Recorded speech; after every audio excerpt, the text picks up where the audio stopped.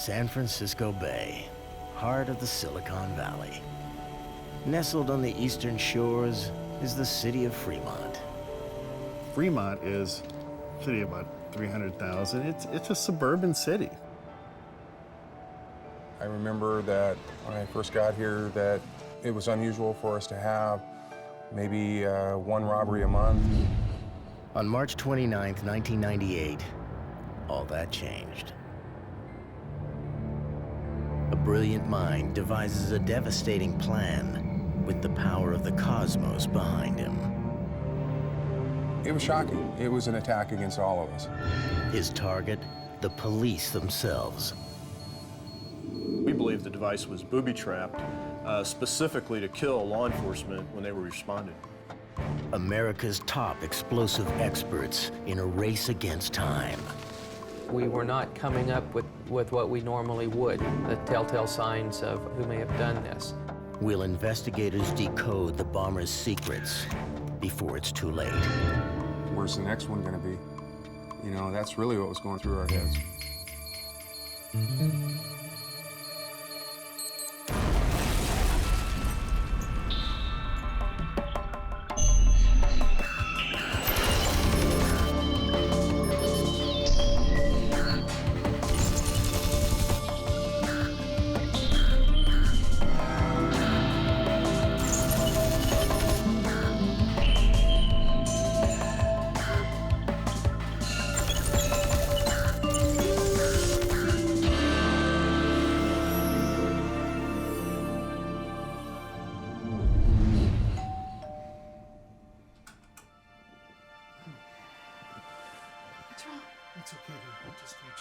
In the dead of night, Craig Steckler is woken from his sleep.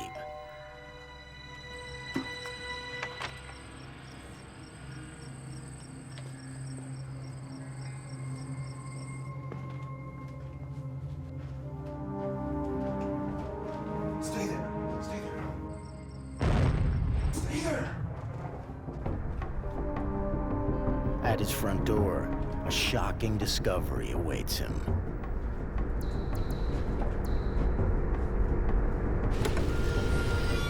It wasn't until after this series of events started that the fire captain on the scene told me that we probably had a bomb detonated. Craig Steckler isn't your ordinary citizen. Steckler is chief of the Fremont Police. On call that night is veteran detective Ken Bingaman. There was portions of a device still on the front porch of Chief Steckler's home. There was a part of a watch, a timing device, some wiring, parts of a gallon container of fuel that was in a bag, and not all of it was destroyed on this particular device. Arson investigator Dennis Moore is called to assist. Basically, to me, it looked more like a firebomb with black powder explosive because it had paint thinner, I believe, and campaign thinner attached to it. Despite being senior investigators, Bingaman and Moore are shocked by the bomber's brazen actions. My first thoughts were that somebody was angry at the police department, and not maybe specifically at the chief himself, but because he was the chief, he got the device. What was most frustrating is, you know, as a police officer, you live with the potential that, you know, you're going to be in danger, but it never reaches past the individual officer and goes to the family. What the officers didn't know was that the Fremont bomber had only begun.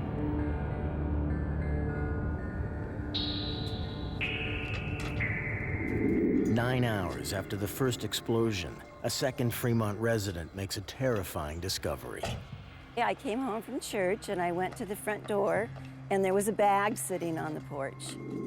So I started to pick it up, and then as I looked in, I saw wires. And it registered, wait a minute, there's something wrong with this. My wife came home, came running into the house saying there's a bag on the front porch. So I went out and looked in the bag. I could see the makings of a bomb. the Alameda County Bomb Squad is dispatched to the scene. Their job, deactivate the bomb and make sure no one gets killed, including themselves. We try to get into the mind of the bomber in terms of how the device was constructed so that we have some sense of how to render it safe to keep that bomb from detonating. In this case, we used a water cannon because it was a soft package, if you will. The cannon fires highly pressurized water at the bomb. The water moves so quickly, detonator wires are knocked off before electricity can pass through them, causing the bomb to explode. We wanted to try to keep it in its entirety. Having the whole device, we would be able to tell more about the maker of the bomb. Fire in the hole! Fire in the hole! Fire in the hole! Despite best efforts, the bomb explodes during the render-safe procedure. However, investigators do have one important clue. Like Craig Steckler, Bob Wasserman was also a Fremont police chief. Here is a bomber that is targeting police chiefs. Those are leaders in the police community, if you will. You have a current and former police chief, victims of bombs at the same time. It was really frightening, and who knows, maybe it'll start happening everywhere. It was an attack against all of us, not only the chief. It was an attack against every officer that works in this department, and therefore every officer that worked in the state of California as well as the United States. With police under attack, Special Agent Tom Atterbury from the Federal Bureau of Alcohol, Tobacco, and Firearms joins the team. Gentlemen. Hi. Hello, Dennis Moore. Nice to meet you. Anytime there's a bombing incident, ATF treats it very serious, and we immediately respond to assist the state and locals. Well, we first came to the police department and got briefed by the detectives and by the lieutenant who was running the investigations unit at that time. And we knew we had two, bomb scenes. We had one at the chief's house and one at the councilman's house. Everyone just kind of brainstormed and throwing names up on the board, people that had past problems with the city, or Chief Wasserman specifically, or Chief Steckler. Obvious connection, both police chiefs of Fremont. Doesn't make any sense at all, Is does there it? something that ties you two together besides being cops? We were looking at things, perhaps maybe a former employee, a disgruntled employee, and also we were trying to find out any other crimes that might have occurred with either the former chief or the chief, that there might have been a suspect that was involved in that was perhaps held a grudge against them. Investigators would soon learn the firebombs were only the start of what the bomber had in store for the citizens of Fremont. Fire in the hole! Fire in the hole! Fire in the hole! 2 bombs have exploded in Fremont, California.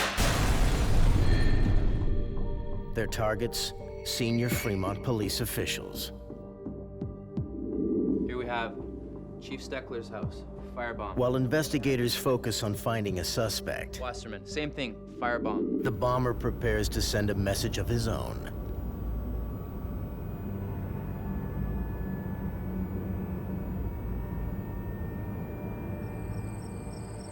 In the Fremont suburb of Corte del Sol, a young woman lies sleeping.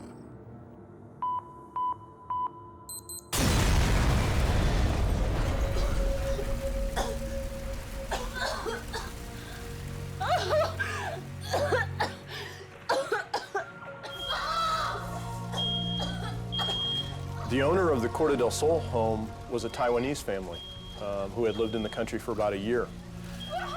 It's a blessing that the daughter was upstairs with the door closed sleeping, and she was overcome by smoke, but she wasn't injured, and she got out after the explosions. The $1 million home is blown off its foundation, a gaping 20-foot hole torn through the kitchen and family room. And by the grace of God, that night, no one was injured or killed, but it was only because the mother and her son went to pick up a pizza that they'd ordered instead of waiting for it to be delivered to the home. The most troubling fact, no one living in this house is a police officer. Now, every citizen in Fremont is a potential target. 15 minutes after the Corte del Sol explosion, Fremont police receive a bizarre call. Fremont Police, 911. Yes, I found the number. It's 962 Costa del Sol and 44956 Vista del Sol. You will find there is a bomb in the house, and you should be out by 9 o'clock, and the police department will go boom. There was a bomb, a live bomb, at a specific location just up the hill from Corte del Sol on a street called Vista del Sol. And the instructions were that this bomb was at this address and it needed to be got out of the house by a certain time or else it would blow up. And we went up, started searching the house, and started pulling crawl space doors. Oh my God. All right, we gotta call this in. And we found a live device. And at that point, we evacuated the entire neighborhood and called the Alameda County Bomb Squad. What the investigators don't know is that the Fremont bomber has set a deadly trap. We believe the device was booby-trapped specifically to kill law enforcement, the bomb squad members, when they were responding. The only thing that we could do at that particular location was to deploy the water cannon to try to disrupt the firing train, and that's what we did. Well, they try to knock out a certain part of the device to render it safe and make it inoperable. In this case, when they shot it, we believe that part of it was coated with picric acid. Picric acid is very sensitive to heat shock and friction. And when that happened, we believe that's what caused the detonation of the device, therefore being booby-trapped. By coating the bomb in picric acid, the bomber had hoped to catch the bomb squad off guard.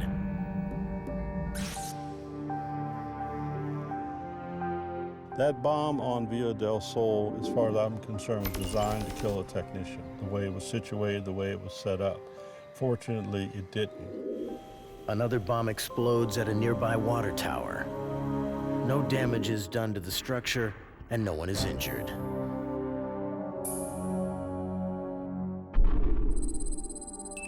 In a 24-hour period, 6 bombs have exploded at 5 different locations, and police have no suspects.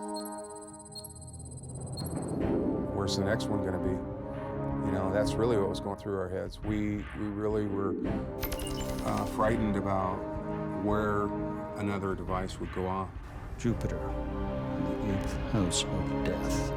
With cold calculation, the Fremont bomber plots his next move. Mercury rising. Investigators follow up on their only concrete evidence, the shattered remains of the bombs. Bombers are very intelligent people, so a lot of times they cover their tracks very well and plan things out well in advance. So it's a challenge. And our goal at a post-blast is to recover 100% of the bomb. We don't want to leave anything behind. Bomb fragments are carefully identified and cataloged. Any single piece may hold the key to revealing the bomber's identity.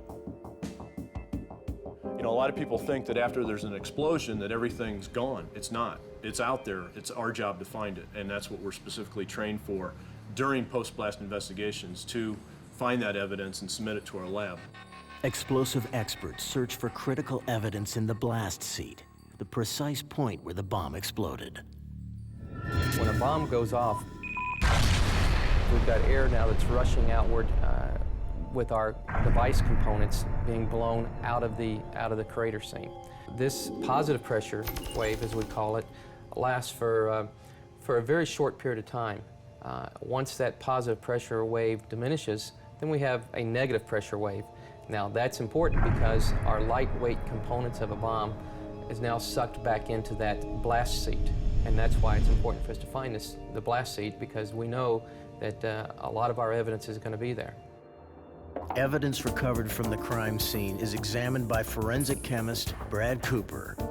What I'm planning to get out of my examination of the evidence is to identify specifically the size of various types of pipes, the identity of what brands, for example, of watches or clocks that might have been used in a device. Once identified, the bomb components can be traced to manufacturers and retailers, and possibly to whoever bought them. Working along with the chemist is a fingerprint examiner who checks the debris for impression evidence. Next, the debris is sent to a tool mark examiner. Like fingerprints, tool marks leave unique impressions that can be used to tie a suspect to a bomb. Despite the best efforts of forensic scientists, the bomb debris reveals little about its maker. We were not coming up with what we normally would, the fingerprints, the tool marks, the telltale signs of who may have done this. And it was because the bomber had took great steps to conceal that from us. Finding the Fremont bomber won't be investigators' biggest problem, but stopping him will be. Fremont police sources say that yesterday ended with bombing the Fremont police chief's home and another bomb at a former chief's house, bombing 2 other residents and a water tower, all within 48 hours. A bomb placed in someone's home is an act of terrorism. And where you have this type of a terroristic device planted at someone's home and lights the home on fire with the people inside, that case is classified as an attempted murder. People are very jittery. They're very on edge, as they should be. There was this unexplained series of 5 bombings and 1 dud bomb found, and there was no apparent link. What do all these victims have in common with each other? Do they know each other? Somebody out to get them? Has somebody made threats lately to them or called them? Or do they owe somebody money? The connection between the Steckler and Wasserman bombs was clear. They targeted Fremont police chiefs. After that, things quickly grew murky. What we were struggling with and what we were trying to tie in is how does this equate to this Taiwanese family?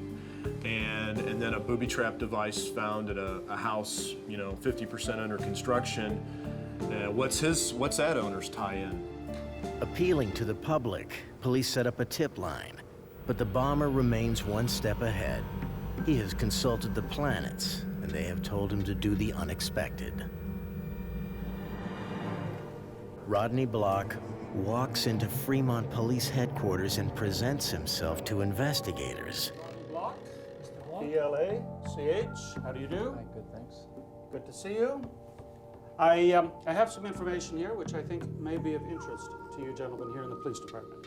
He said he was away during the weekend of the bombings and wanted to make it clear that in case someone thought that he might be a suspect, he was dropping off his package of receipts to show where he had been out of town. So thanks for coming in, Rodney. I really appreciate it, but I understand you have something for me. I wanted to show you that personally I'm not involved in this, so I brought some receipts with me to show where I was at the time that the bombings occurred.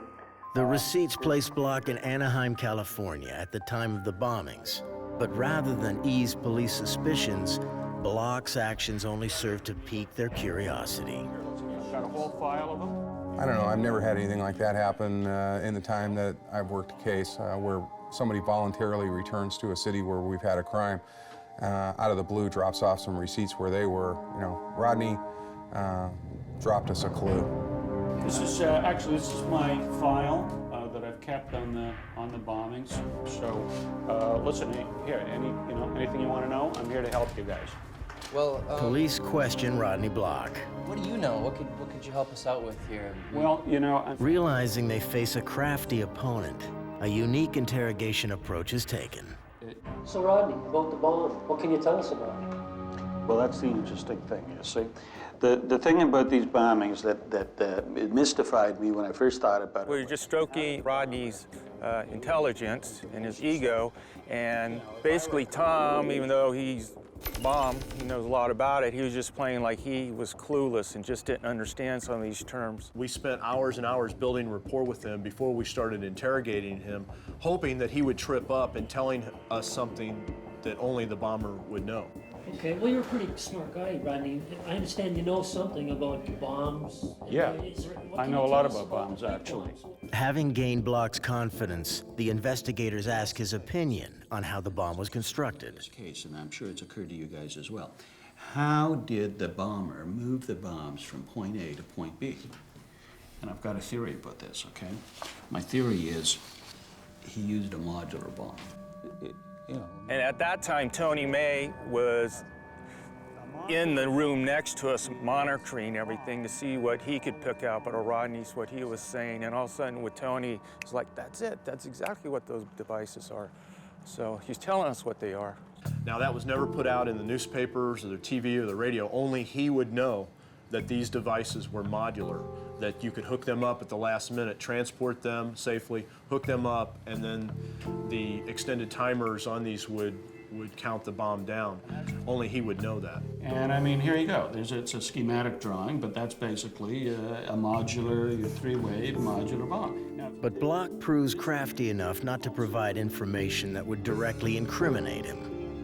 We haven't released any information on the fact that it was a modular bomb. So, is this a popular bomb or? well, as a matter of fact, it is a popular bomb. Okay? Really? You know, I'm just saying, if I were the bomber, right? I'm not the bomber, but if I were the bomber, this is how I would do it. Okay, this is how I would do it. I would use a modular bomb. And you know, the guy who did it, well, he's a smart guy. The interrogation and the interview was a roller coaster. I mean, we were buddies for an hour, and then we were screaming at each other for an hour. Curiosity here. You're Well, really that's what I helping was us. hoping to do, Yeah. was pique your Most curiosity. Most okay? definitely. Now, Well, listen, now that you've got... So this was all a big game to Rodney. He felt that he had covered his tracks well enough that he could beat the police and beat the investigators in this case. And that goes for you guys, too. Are you arresting me or not?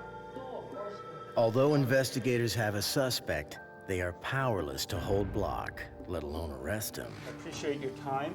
all right. You know, Investigators will soon discover that the Fremont bomber is their worst nightmare, a criminal trained in forensic science.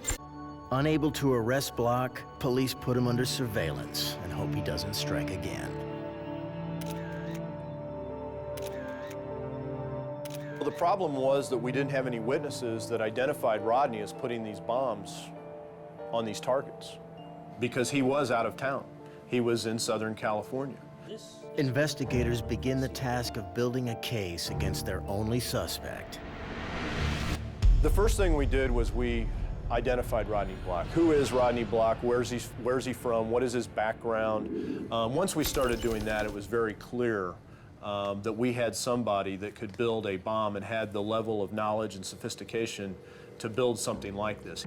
The next step was to establish motive. We began interviewing witnesses and friends and associates of Rodney Block. It became more apparent that he had a grudge against Chief Steckler and Chief Wasserman.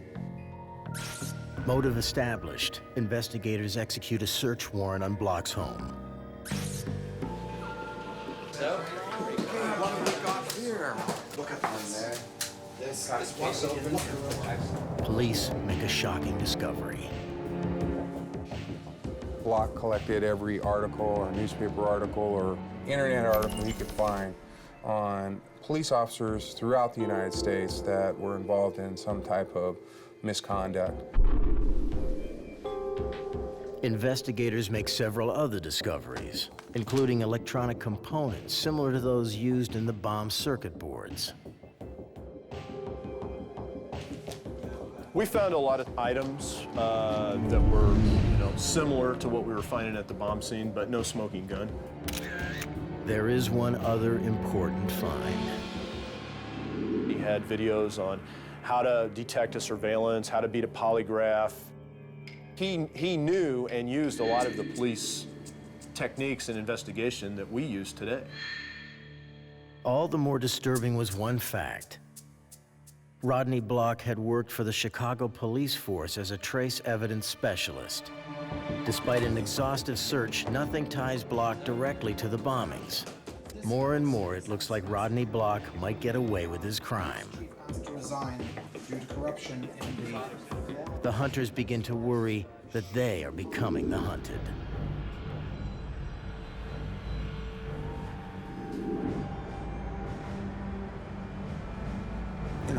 You have to know that when you go home at night that your family's safe. And none of the officers, including myself, that were tightly involved in this investigation felt that safety. With pressure mounting, ATF investigators pore over bomb debris, searching for a concrete lead.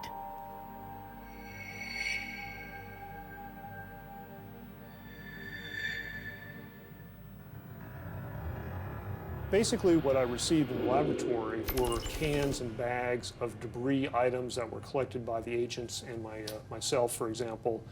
And I would go through those bags using a stereo microscope, seeing if I could find small intact particles of explosive, also looking at the various fragments that might also be there to see if I could identify what they may have originally have come from. And in some of the items of evidence, I found a small circuit board that obviously came from the watch.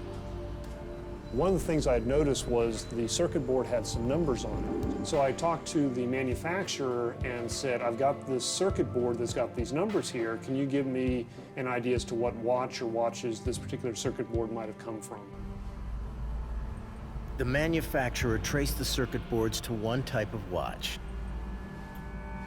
A watch with a very interesting feature. Guys, I got something right here.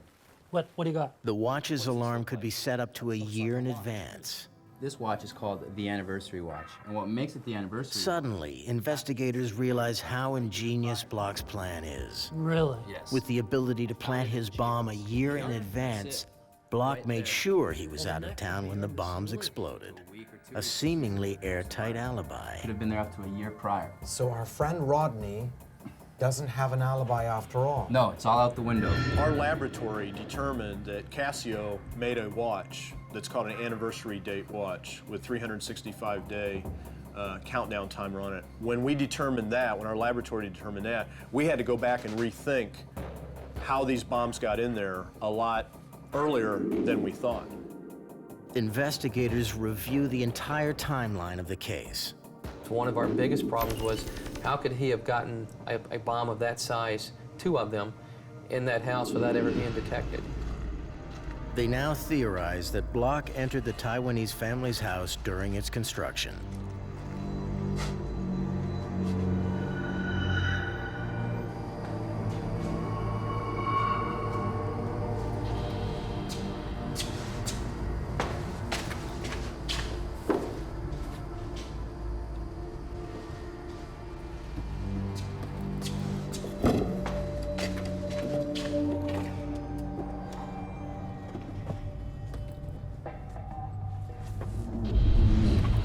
Using a mock-up of the bomb, investigators reconstruct the crime scene. We went back out to the house, pulled the floor up, and we were able to determine that the device was confined to a set of rafter joists and were actually suspended up off the floor. And when we began examining the floor of this house to determine how that could happen, we found that just underneath the subfloor is a netting material that holds insulation. And that netting we determined was the perfect location for somebody to secrete a bomb underneath the house, between a floor joist, and even individuals that were sent in to clean this house or clean the subfloor of this house prior to any family moving in it would not have detected the device. But why would Block bomb a Taiwanese family with whom he had no known connection?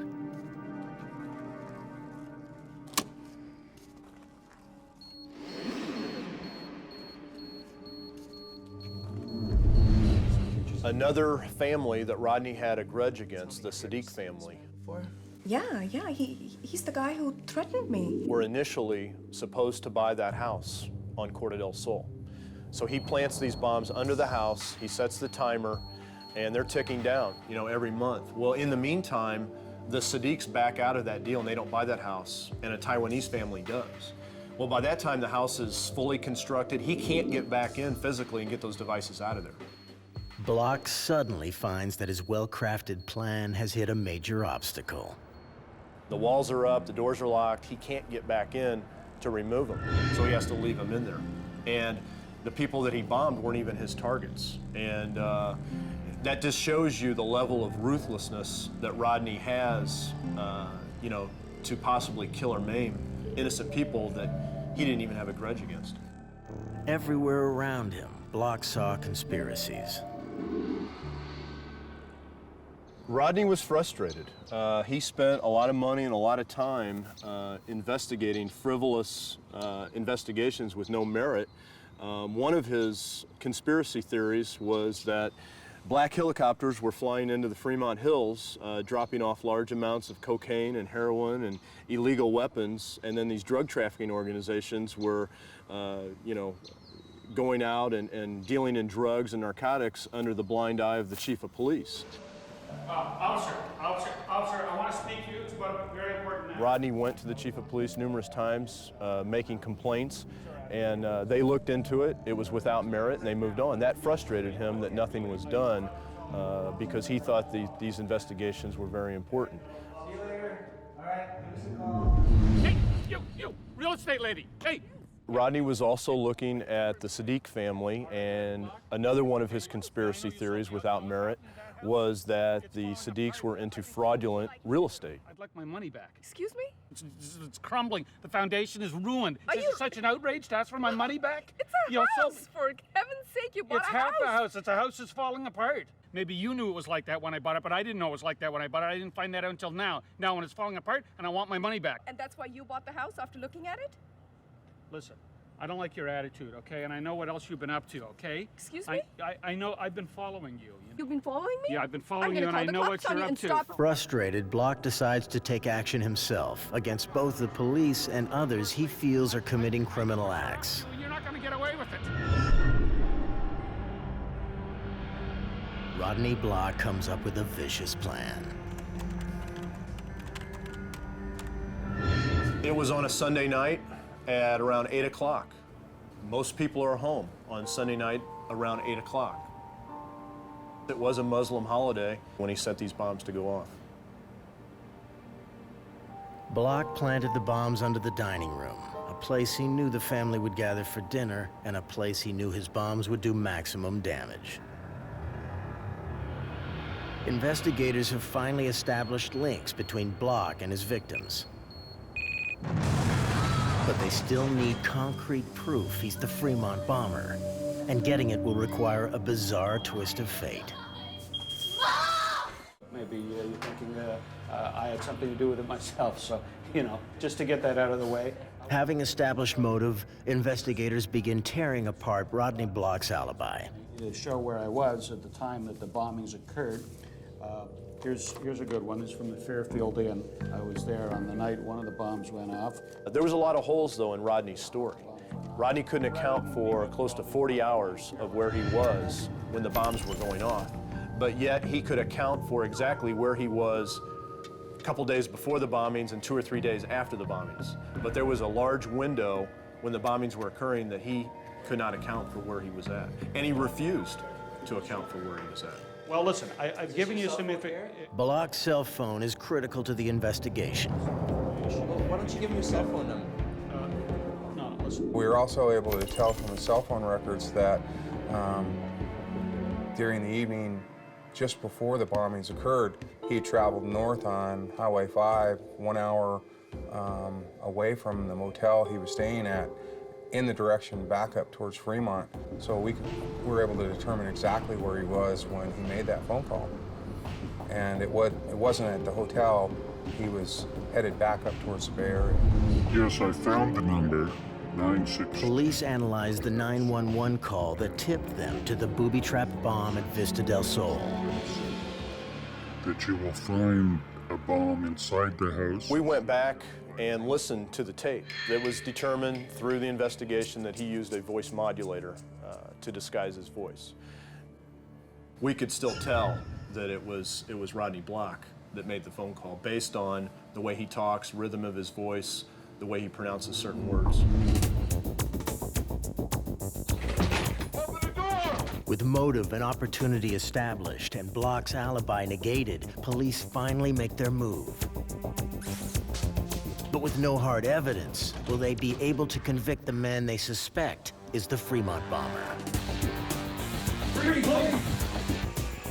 Fremont Police Department, you are under arrest. Rodney Block is arrested and charged with attempted murder. I know. All right, fine, let's go.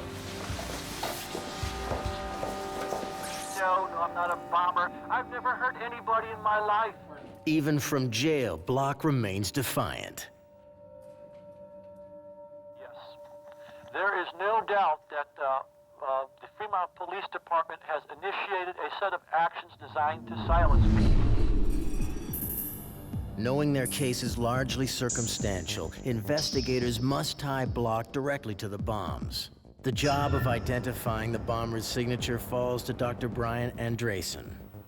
And I was given the task to what's called retro-engineer. Take the board apart, identify the components, and see how they all fit together to do some sort of an operation. Painstakingly, Andresen rebuilds block circuit boards, revealing an ingenious design.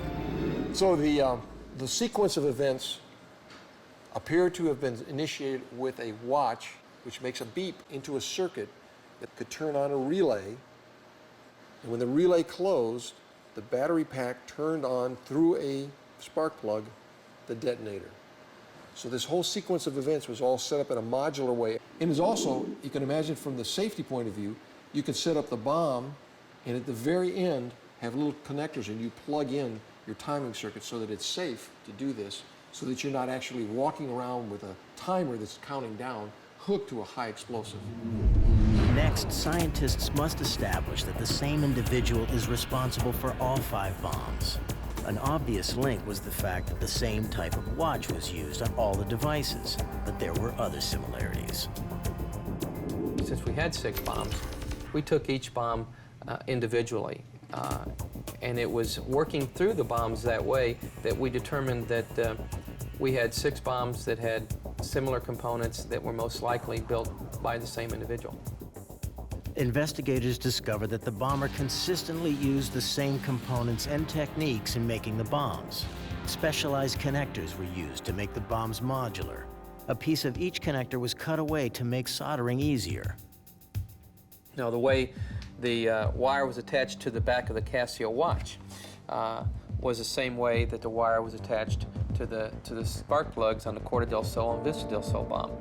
Another signature that this particular builder liked, when he made wire connections, instead of twisting wires together and using tape, he would lay wires on top of each other, solder them, and then cover that with heat shrink tubing.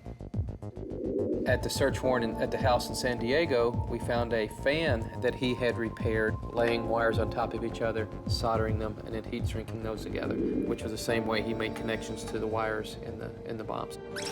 Without a doubt, the same individual is responsible for all the Fremont bombings, but there is still no hard proof incriminating Rodney Block. That is, until fate intervenes. While making a court appearance, Block is recognized by another prisoner. The chance encounter provides the tip investigators have been searching for. Hey, I know that guy. I've seen him before. I know who he is. This prisoner thinks he may have something useful. Oh, yeah? What do you got? Well, you know the guy you brought down earlier?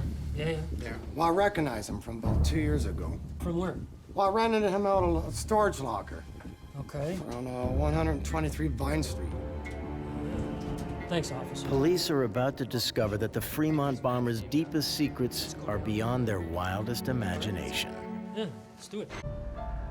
Desperate for concrete evidence proving Rodney Block is the Fremont bomber, police gamble that a jailhouse tip will lead them to Block's secret lair. We couldn't wait to get the door open off on the storage locker, but we had to stop and go through the proper procedure in case this was maybe a booby trap. I was hoping to find the evidence that we needed to show us Rodney Block was definitely our bomber. A search warrant was obtained for the storage unit, and it was like a gold mine.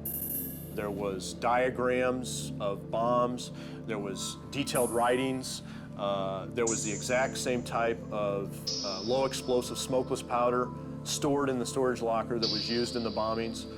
We found end caps of bombs with holes drilled in them where spark plugs were inserted in the end of the end caps. What was really scary and really gave us a lot of problems was Rodney was planning on doing 3 additional bombings that he never did, that he had diagram plans for. One of the bombings was the Fremont Police Department. Another place that he was looking at blowing up was a financial institution in Walnut Creek, using a Oklahoma City type ammonium nitrate fuel oil bomb to blow that building up. And the third was a family in Seattle that sold him his house in Fremont, and he blamed them because the house, he claimed, had a cracked foundation. So not only did he do the bombings in Fremont, he was planning to do additional. This is a very dangerous man. Finally, investigators have hard evidence. Now they must link it to Block.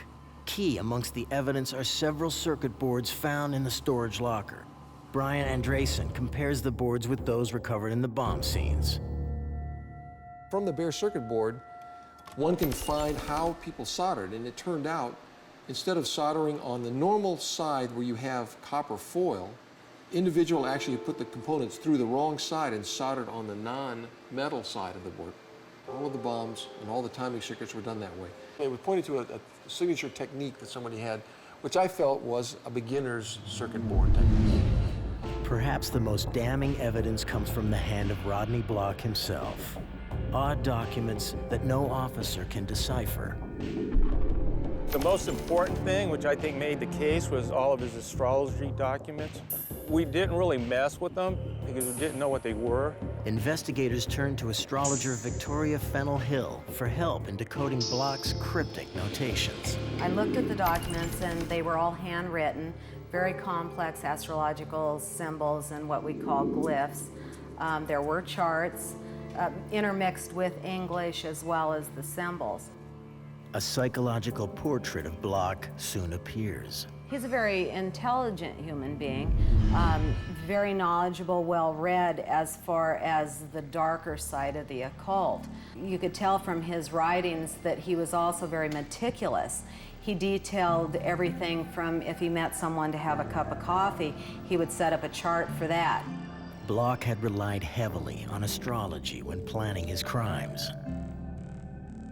He was interested in Mercury, and he wanted to wait and put the bombs down in September when Mercury was retrograde, and then actually have the detonation in March, several months later, again when Mercury was retrograde, because astrologers believe that when Mercury is retrograde that sometimes communications gets a little bit fouled up.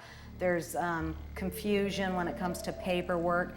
And from the documents, it was obvious that he thought that having Mercury retrograde would cause confusion in the police. When finally decoded, Block's notes are a virtual confession. Here he writes visions of rafters, and this was August 10th. Between Sunday and Monday, he puts here at 4 a.m., August 11th. And that's when we believe he got the idea to put the bombs under the rafters or the floor joists of the house. And he put safe for me. To a jury, Block's astrological writings are like a daily diary.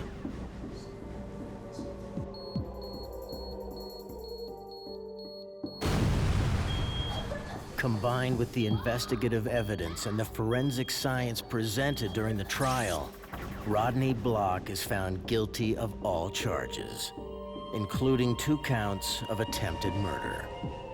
I remember running out of the courthouse and immediately calling family members and letting them know over the cell phone that Rodney had been convicted on all counts and gotten the maximum sentence for his event. And then when we convicted him, it was a load off of our shoulders, and I think off of the citizens of Fremont also. We had a very dangerous individual who not only did bombings, but was planning on doing more. It has changed me. I'm much more guarded than I used to be. It's been a number of years now, so I'm becoming a little bit more relaxed with it, but I lived in fear for a long time afterwards. I can't get inside Rodney's mind, and frankly, I wouldn't want to be there. But whatever was going on there, is somehow this combustible mixture of his intelligence and his paranoia and his an almost obsessive-compulsive disorder focusing on these families and these details and all this interweaving of information just finally led to this 3-day string of bombings. Rodney Block is sentenced to 37 years in jail. For investigators and victims, a 3-year battle has finally come to an end.